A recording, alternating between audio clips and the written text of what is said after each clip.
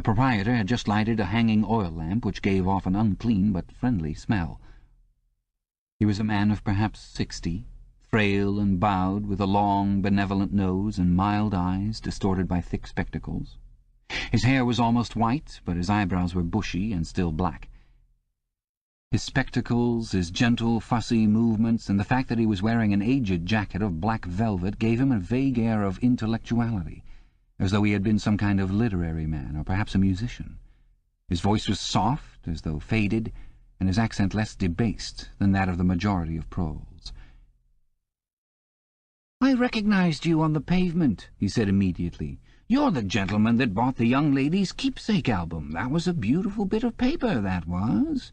Cream laid, it used to be called. There's been no paper like that made for, oh, I dare say 50 years. He peered at Winston over the top of his spectacles. "Is there anything special I can do for you, or did you just want to look around?" "I was passing," said Winston vaguely.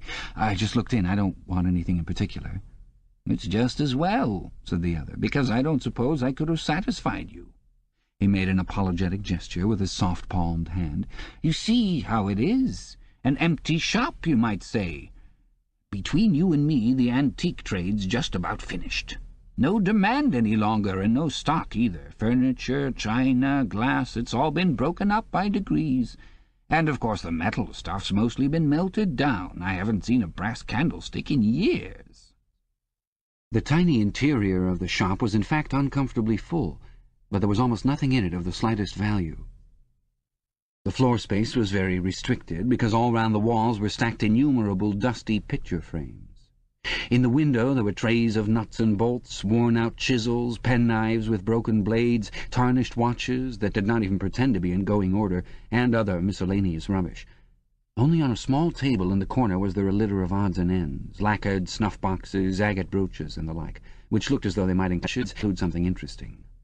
As Winston wandered toward the table, his eye was caught by a round, smooth thing that gleamed softly in the lamplight, and he picked it up.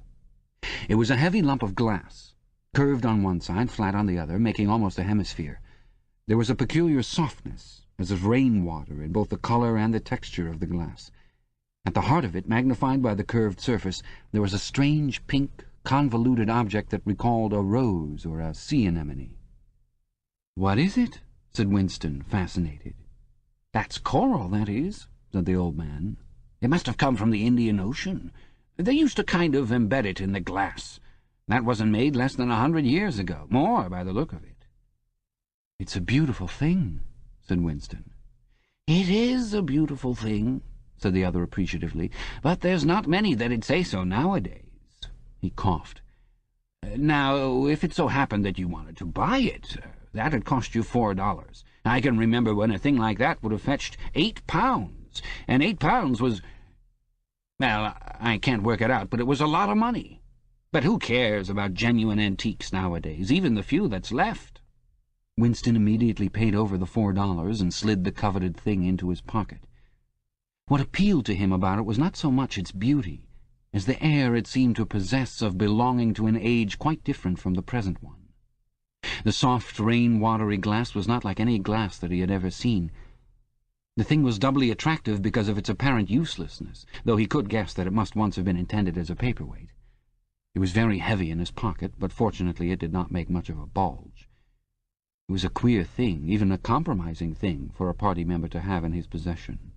Anything old, and for that matter anything beautiful, was always vaguely suspect. The old man had grown noticeably more cheerful after receiving the $4. Winston realized that he would have accepted 3 or even 2. "There's another room upstairs that you might care to take a look at," he said. "There's not much in it, just a few pieces. We'll do with a light if we're going upstairs." He lit another lamp and with bowed back led the way slowly up the steep and worn stairs and along a tiny passage into a room which did not give on the street, but looked out on a cobbled yard and a forest of chimney-pots. Winston noticed that the furniture was still arranged as though the room were meant to be lived in. There was a strip of carpet on the floor, a picture or two on the walls, and a deep, slatternly armchair drawn up to the fireplace. An old-fashioned glass clock with a 12-hour face was ticking away on the mantelpiece. Under the window, and occupying nearly a quarter of the room, was an enormous bed with the mattress still on it. "We lived here till my wife died," said the old man, half apologetically. "I'm selling the furniture off by little and little. Now, that's a beautiful mahogany bed, or at least it would be if you could get the bugs out of it, but I dare say you'd find it a little bit cumbersome." He was holding the lamp high up, so as to illumine the whole room, and in the warm, dim light the place looked curiously inviting. The thought flitted through Winston's mind that it would probably be quite easy to rent the room for a few dollars a week, if he dared to take the risk. It was a wild, impossible notion, to be abandoned as soon as thought of, but the room had awakened in him a sort of nostalgia, a sort of ancestral memory. It seemed to him that he knew exactly what it felt like to sit in a room like this, in an armchair beside an open fire, with your feet in the fender and a kettle on the hob, utterly alone, utterly secure, with nobody watching you, no voice pursuing you, no sound except the singing of the kettle and the friendly ticking of the clock. "There's no telescreen," he could not help murmuring. "Ah," said the old man, "I never had one of those things. Too expensive. And I never seemed to feel the need of it somehow. Now, that's a nice gate-leg table in the corner there, though of course you'd have to put new hinges on it if you wanted to use the flaps." There was a small bookcase in the other corner, and Winston had already gravitated toward it. It contained nothing but rubbish. The hunting down and destruction of books had been done with the same thoroughness in the prole quarters as everywhere else.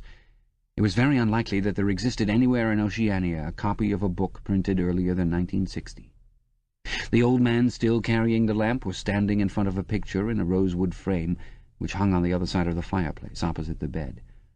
"Now, if you happen to be interested in old prints at all," he began delicately. Winston came across to examine the picture. It was a steel engraving of an oval building with rectangular windows and a small tower in front. There was a railing running round the building, and at the rear end there was what appeared to be a statue.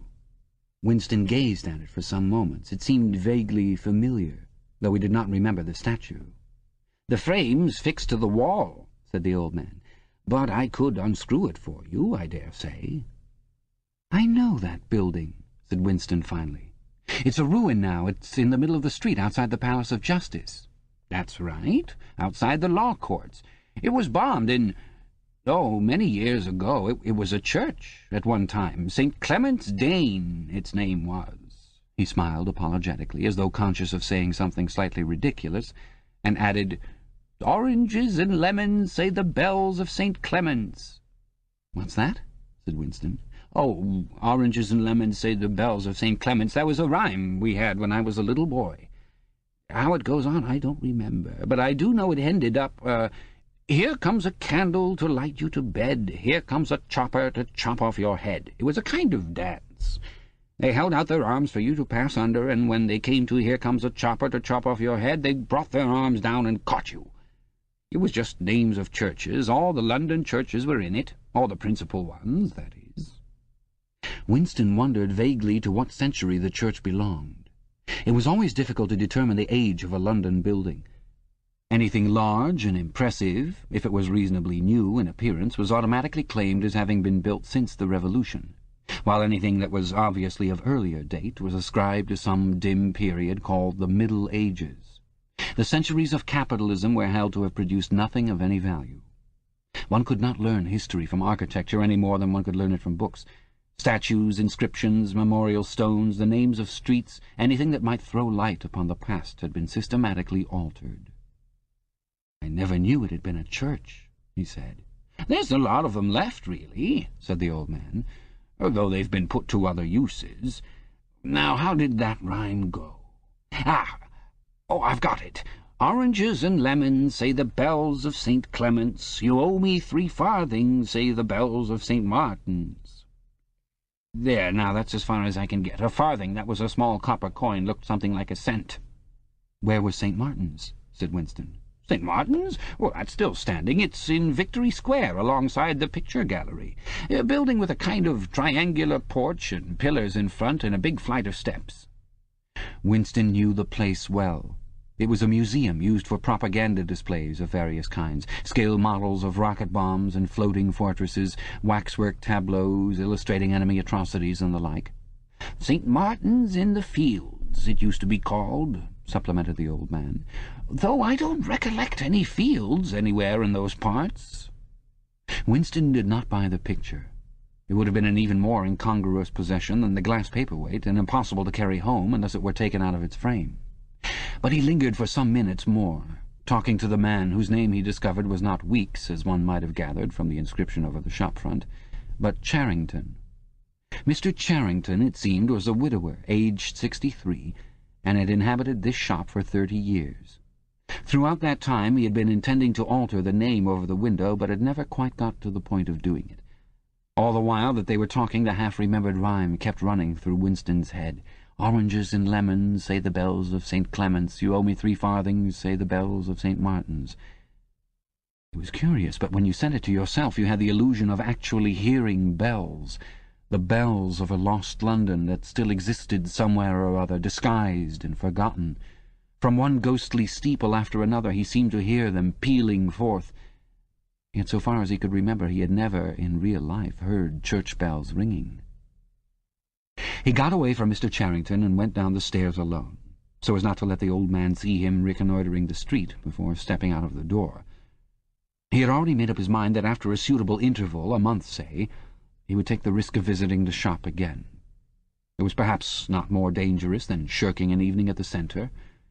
The serious piece of folly had been to come back here in the first place, after buying the diary, and without knowing whether the proprietor of the shop could be trusted.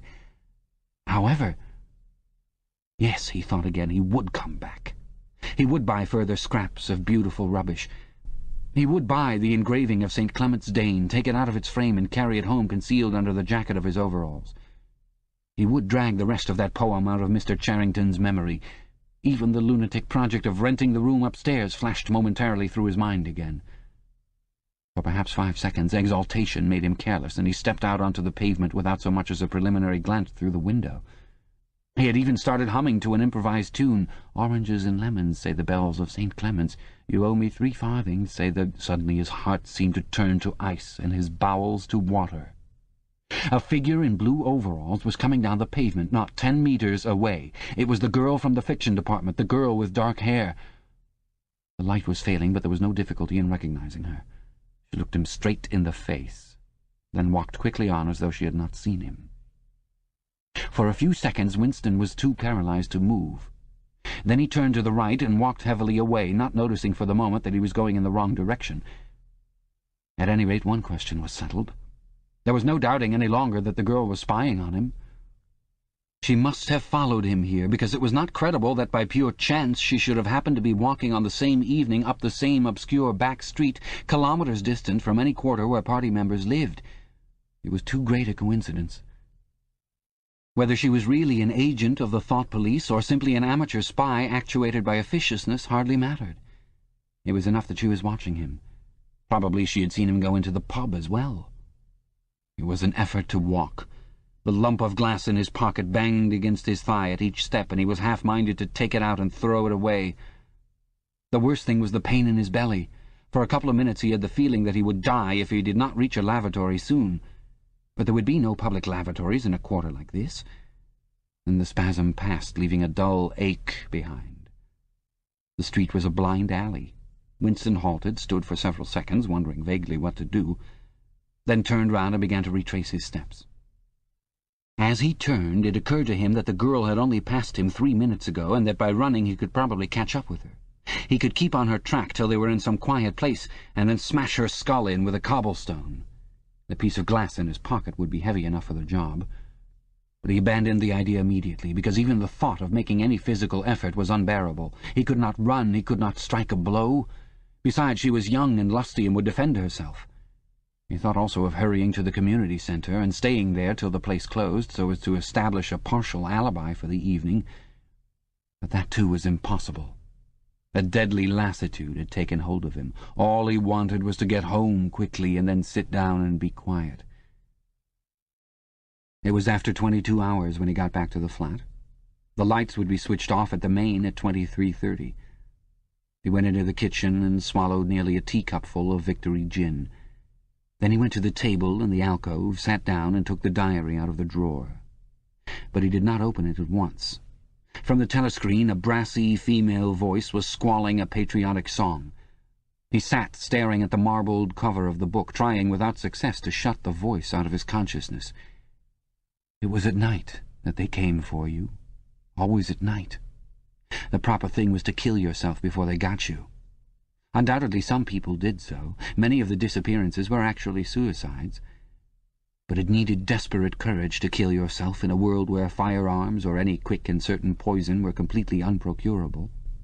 He thought with a kind of astonishment of the biological uselessness of pain and fear, the treachery of the human body which always freezes into inertia at exactly the moment when a special effort is needed.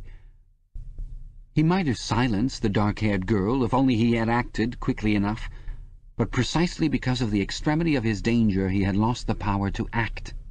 It struck him that in moments of crisis one is never fighting against an external enemy, but always against one's own body. Even now, in spite of the gin, the dull ache in his belly made consecutive thought impossible. And it is the same, he perceived, in all seemingly heroic or tragic situations. On the battlefield, in the torture chamber, on a sinking ship, the issues that you are fighting for are always forgotten, because the body swells up until it fills the universe, and even when you are not paralyzed by fright or screaming with pain, life is a moment-to-moment struggle against hunger or cold or sleeplessness, against a sour stomach or an aching tooth. He opened the diary. It was important to write something down. The woman on the telescreen had started a new song. Her voice seemed to stick into his brain like jagged splinters of glass. He tried to think of O'Brien, for whom or to whom the diary was written, but instead he began thinking of the thing that would happen to him after the thought police took him away. It would not matter if they killed you at once. To be killed was what you expected. But before death nobody spoke of such things, yet everybody knew of them. There was the routine of confession that had to be gone through, the grovelling on the floor and screaming for mercy, the crack of broken bones, the smashed teeth and bloody clots of hair. Why did you have to endure it, since the end was always the same? Why was it not possible to cut a few days or weeks out of your life? Nobody ever escaped detection, and nobody ever failed to confess. When once you had succumbed to thought crime, it was certain that by a given date you would be dead. Why, then, did that horror which altered nothing have to lie embedded in future time? He tried, with a little more success than before, to summon up the image of O'Brien. "We shall meet in the place where there is no darkness," O'Brien had said to him. He knew what it meant, or thought he knew. The place where there is no darkness was the imagined future, which one would never see, but which, by foreknowledge, one could mystically share in. But with the voice from the telescreen nagging at his ears, he could not follow the train of thought further. He put a cigarette in his mouth. Half the tobacco promptly fell out onto his tongue, a bitter dust which was difficult to spit out again. The face of Big Brother swam into his mind, displacing that of O'Brien. Just as he had done a few days earlier, he slid a coin out of his pocket and looked at it. The face gazed up at him, heavy, calm, protecting. But what kind of smile was hidden beneath the dark mustache? Like a leaden knell, the words came back at him. War is peace. Freedom is slavery. Ignorance is strength. Part 2. It was the middle of the morning, and Winston had left his cubicle to go to the lavatory. A solitary figure was coming toward him from the other end of the long, brightly lit corridor. It was the girl with dark hair. 4 days had gone past since the evening when he had run into her outside the junk shop. As she came nearer, he saw that her right arm was in a sling, not noticeable at a distance because it was of the same color as her overalls. Probably she had crushed her hand while swinging round one of the big kaleidoscopes on which the plots of novels were roughed in. It was a common accident in the fiction department. They were perhaps 4 meters apart when the girl stumbled and fell almost flat on her face. A sharp cry of pain was wrung out of her. She must have fallen right on the injured arm. Winston stopped short. The girl had risen to her knees. Her face had turned a milky yellow color against which her mouth stood out redder than ever.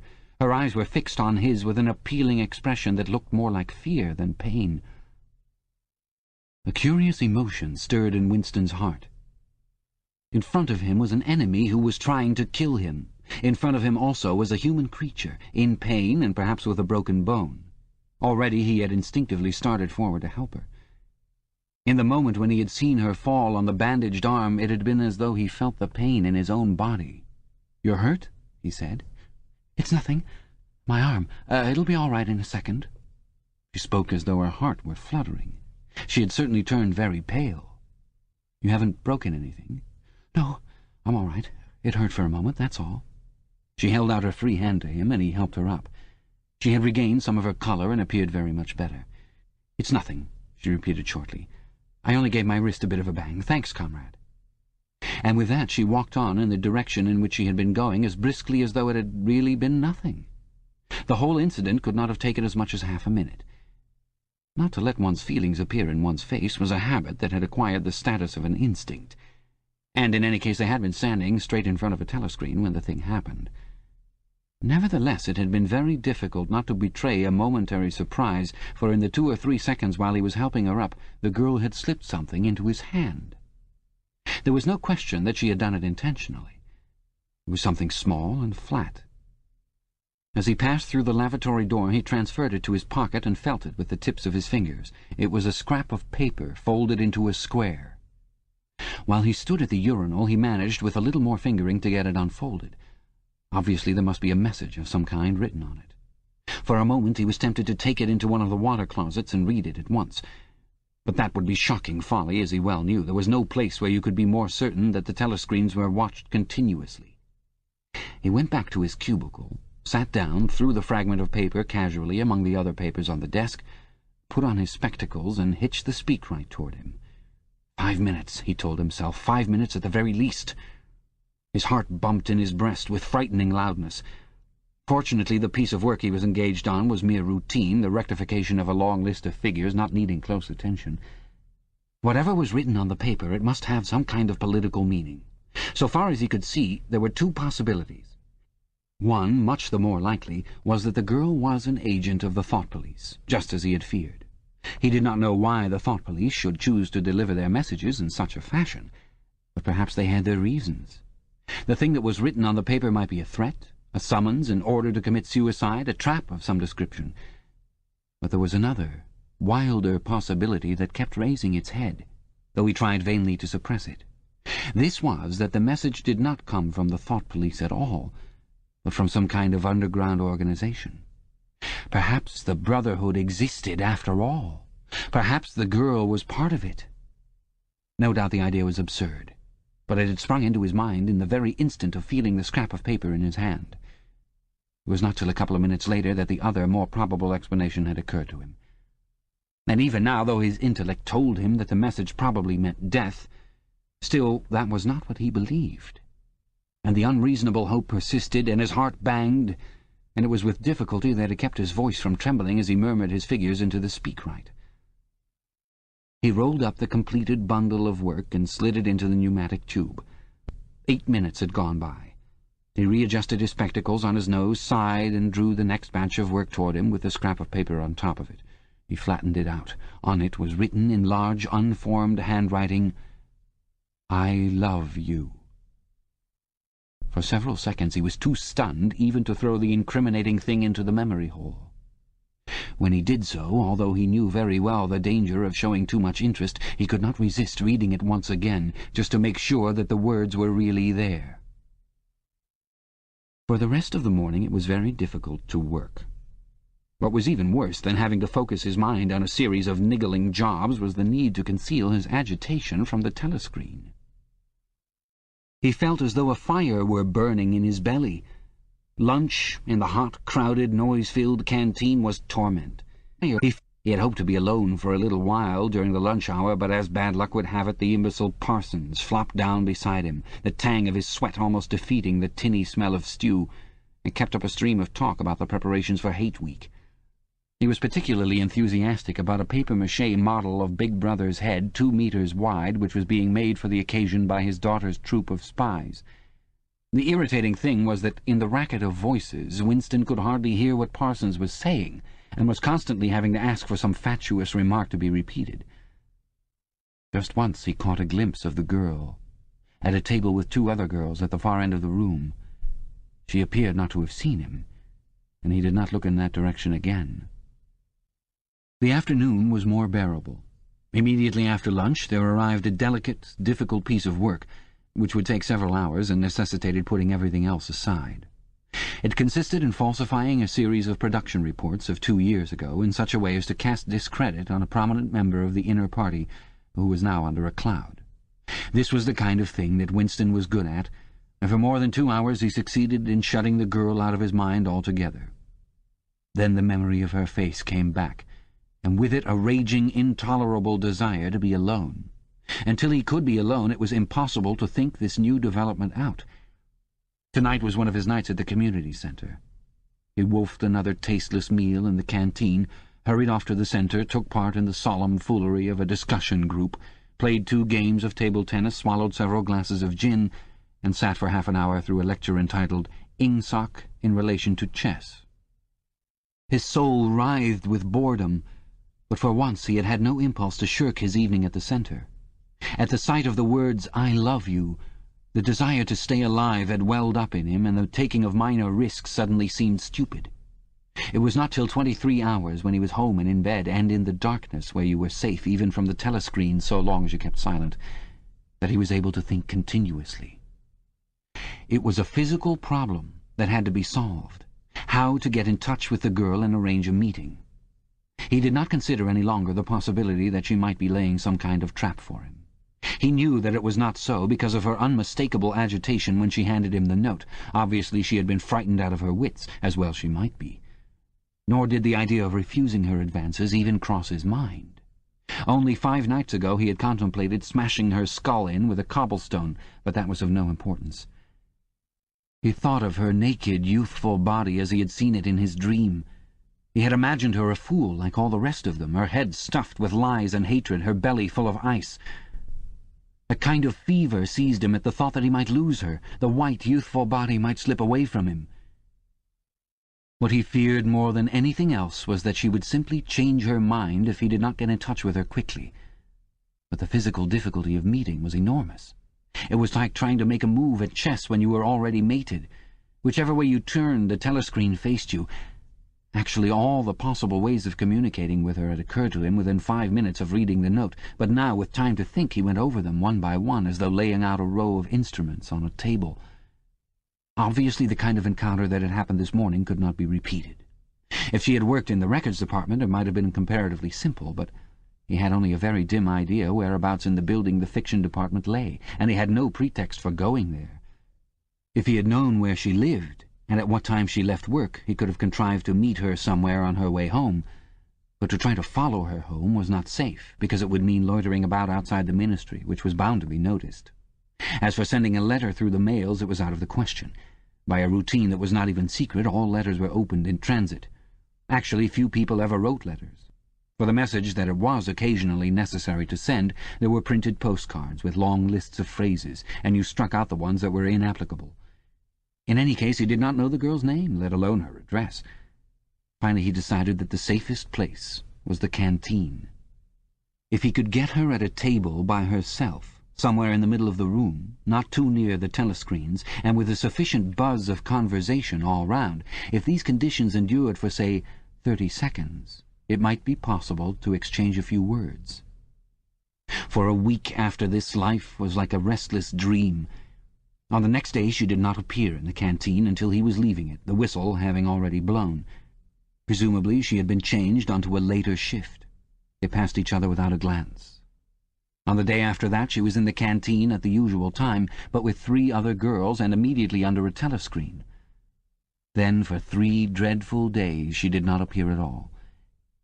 His whole mind and body seemed to be afflicted with an unbearable sensitivity, a sort of transparency, which made every movement, every sound, every contact, every word that he had to speak or listen to an agony. Even in his sleep he could not altogether escape from her image. He did not touch the diary during those days. If there was any relief, it was in his work, in which he could sometimes forget himself for 10 minutes at a stretch. He had absolutely no clue as to what had happened to her. There was no inquiry he could make. She might have been vaporized. She might have committed suicide. She might have been transferred to the other end of Oceania. Worst and likeliest of all, she might simply have changed her mind and decided to avoid him. The next day she reappeared. Her arm was out of the sling, and she had a band of sticking plaster round her wrist. The relief of seeing her was so great that he could not resist staring directly at her for several seconds. On the following day he very nearly succeeded in speaking to her. When he came into the canteen, she was sitting at a table well out from the wall and was quite alone. It was early, and the place was not very full. The queue edged forward till Winston was almost at the counter, then was held up for 2 minutes because someone in front was complaining that he had not received his tablet of saccharin. But the girl was still alone when Winston secured his tray and began to make for her table. He walked casually toward her, his eyes searching for a place at some table beyond her. She was perhaps 3 meters away from him. Another 2 seconds would do it. Then a voice behind him called, "Smith!" He pretended not to hear. "Smith!" repeated the voice more loudly. It was no use. He turned round. A blonde-headed, silly-faced young man named Wilshire, whom he barely knew, was inviting him with a smile to a vacant place at his table. It was not safe to refuse. After having been recognized, he could not go and sit at a table with an unattended girl. It was too noticeable. He sat down with a friendly smile. The silly blonde face beamed into his. Winston had a hallucination of himself smashing a pickaxe right into the middle of it. The girl's table filled up a few minutes later.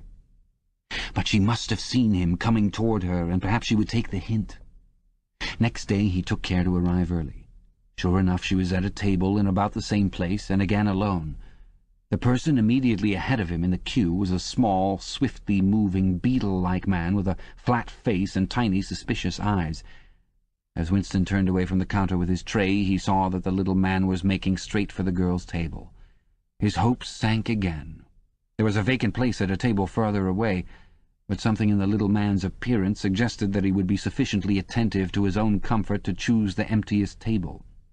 With ice at his heart, Winston followed. It was no use unless he could get the girl alone. At this moment there was a tremendous crash. The little man was sprawling on all fours. His tray had gone flying. 2 streams of soup and coffee were flowing across the floor. He started to his feet with a malignant glance at Winston, whom he evidently suspected of having tripped him up. But it was all right. 5 seconds later, with a thundering heart, Winston was sitting at the girl's table. He did not look at her. He unpacked his tray and promptly began eating.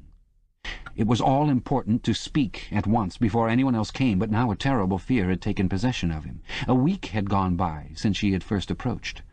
She would have changed her mind. She must have changed her mind. It was impossible that this affair should end successfully. Such things did not happen in real life. He might have flinched altogether from speaking if at this moment he had not seen Ampleforth, the hairy-eared poet, wandering limply round the room with a tray, looking for a place to sit down.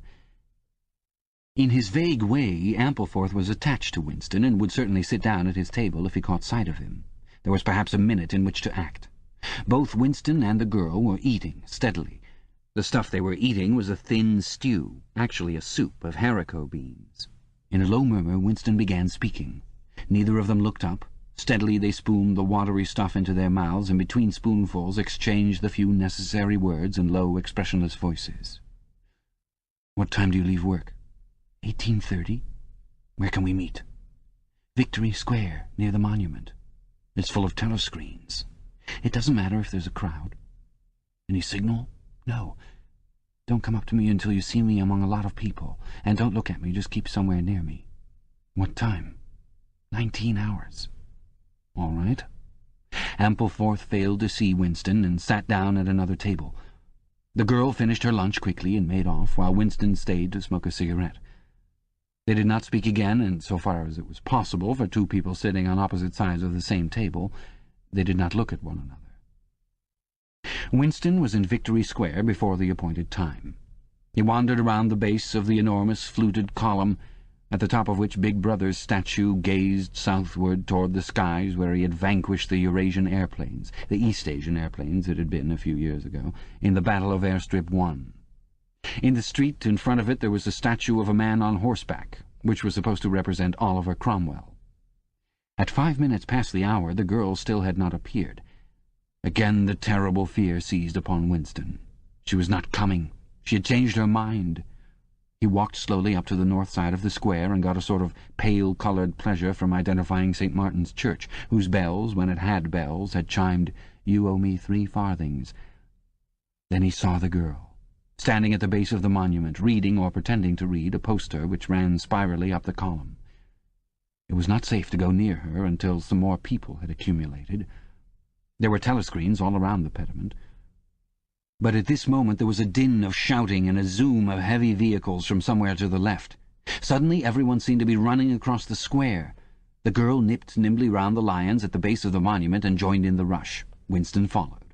As he ran, he gathered from some shouted remarks that a convoy of Eurasian prisoners was passing. Already a dense mass of people was blocking the south side of the square.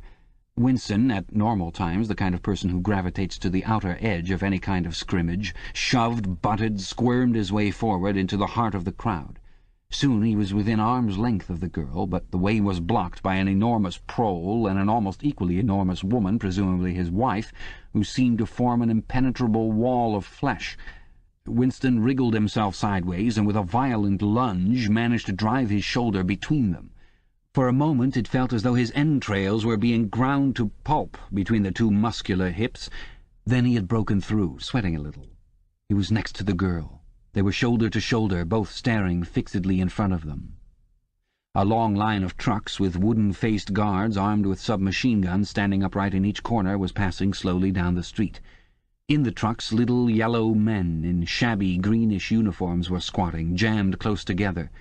Their sad Mongolian faces gazed out over the sides of the trucks, utterly incurious. Occasionally, when a truck jolted, there was a clank-clank of metal. All the prisoners were wearing leg irons. Truckload after truckload of the sad faces passed. Winston knew they were there, but he saw them only intermittently. The girl's shoulder and her right arm down to the elbow were pressed against his. Her cheek was almost near enough for him to feel its warmth. She had immediately taken charge of the situation, just as she had done in the canteen. She began speaking in the same expressionless voice as before, with lips barely moving, a mere murmur easily drowned by the din of voices and the rumbling of the trucks. "Can you hear me?" "Yes." "Can you get Sunday afternoon off?" "Yes." "Then listen carefully. You'll have to remember this. Go to Paddington Station." With a sort of military precision that astonished him, she outlined the route that he was to follow. A half-hour railway journey, turn left outside the station, 2 kilometres along the road, a gate with the top bar missing, a path across a field, a grass-grown lane, a track between bushes, a dead tree with moss on it. It was as though she had a map inside of her head. "Can you remember all that?" she murmured finally. "Yes." "You turn left, then right, then left again, and the gate's got no top bar." "Yes." "What time?" "About 15. You may have to wait. I'll get there by another way. Are you sure you remember everything?" "Yes."